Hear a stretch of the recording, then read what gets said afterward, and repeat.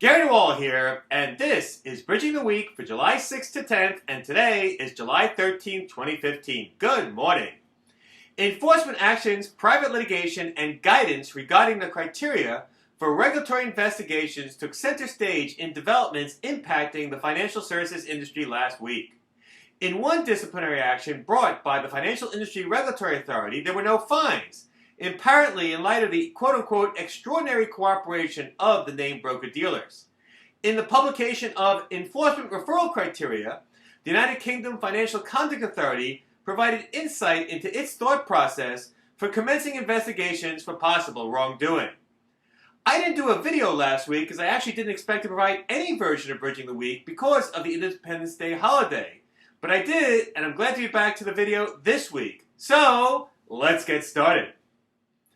The Commodity Futures Trading Commission filed a lawsuit in a federal court in Illinois against Yu-Min Lee and Caring Capital, a company formed in November 2014 by Ms. Lee's mother, claiming that Ms. Lee engaged in multiple illegal futures transactions from March 17 to March 6 of this year, designed to transfer $300,000 US from an account of her employer to an account in the name of Caring Capital.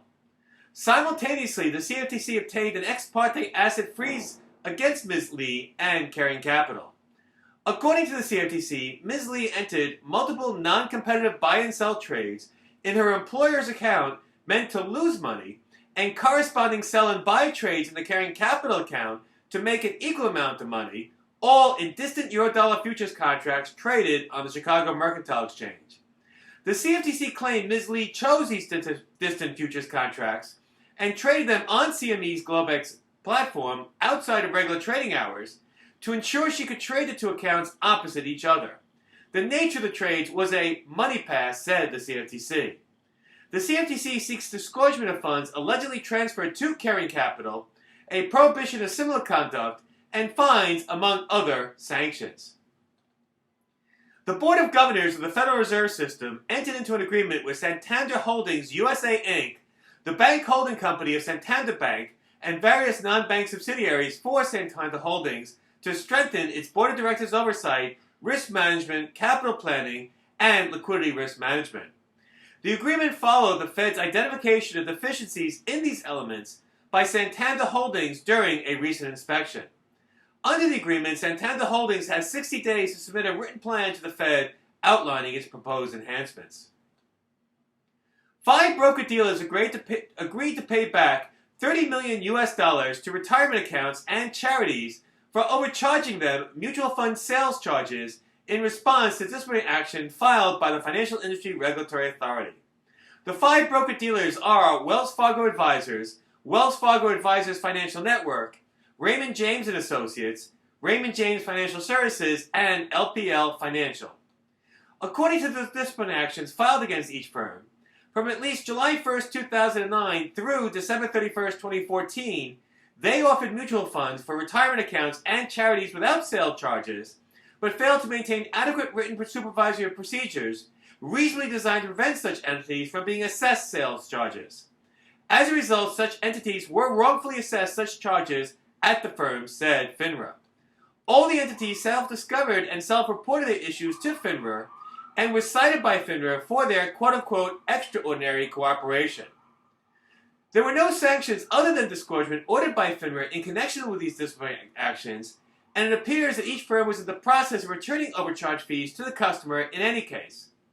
This was a judicious application of FINRA's discretion and hopefully can be repeated by FINRA and other regulators in other disciplinary proceedings where firms voluntarily discover regulatory breaches, fix them without being told so, and make recompense to each detrimentally impacted customer, if any.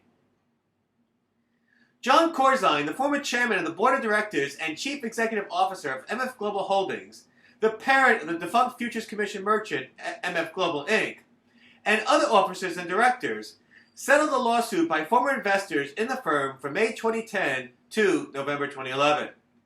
The investors claimed that MF Holdings had made false filings with the Securities and Exchange Commission related to the company's controls and liquidity prior to the firm's bankruptcy filing on October 31, 2011. The plaintiffs also claimed that MF Global's and the defendants' public statements, quote, materially misstated and failed to disclose a significant liquidity risk posed by the company's proprietary investments in Euro sovereign debt through repurchase to maturity transactions, a strategy designed to prop up the company's profitability, end of quote. Subject to the U.S. federal court in New York's final approval, the defendants will cause their insurance carriers to pay $64.5 million to resolve this matter. Previously, the plaintiffs settled claims against PricewaterhouseCoopers for $65 million and against underwriters, including Citigroup, Deutsche Bank, Goldman Sachs, and Merrill Lynch, for $74 million. The Commodity Futures Trading Commission's 2013 lawsuit against Mr. Corzine and Edith O'Brien, the FCM's former assistant treasurer, related to MF Global Inc.'s implosion, remains pending. ICE's 4 European wholesale natural gas, electricity spot, and derivatives markets will assist its clients to meet their obligations to report wholesale energy transactions to the Agency for the Cooperation of Energy Regulators under the European Union Regulation on Energy Market Integrity and Transparency, known as REMIT. Under REMIT, such transactions, whether executed or unexecuted orders, must be reported via a registered reporting mechanism beginning October 7th. ICE will report relevant transactions on ICE Index derivatives, ICE Index Gas, ICE Index Spot, and ICE Futures Europe via ICE Trade Vault. And finally, the UK Financial Conduct Authority provided insight on when it decides to investigate possible wrongdoing in a published document entitled Enforcement Referral Criteria. Because an investigation is a, quote, expensive and resource-intensive option for the subject of the investigation as well as for the FCA, end of quote, the agency said it exercises discretion in commencing inquiries, quote, to ensure that in all circumstances it is the appropriate course of action to take and the best use of our resources, end of quote. In determining to proceed, FCA said it considers the weight of the evidence and the proportionality and impact on an investigation, the purpose or goal achieved if the agency was to bring an enforcement proceeding, and factors to determine whether the purpose or goal of an enforcement proceeding will likely be met. Well, that's it for this week's Bridging the Week. As always, there is more information in each article and more articles on the article version of Bridging the Week on the website. Check it out. Until next week, this is Gary DeWall. Have a great week, and ciao!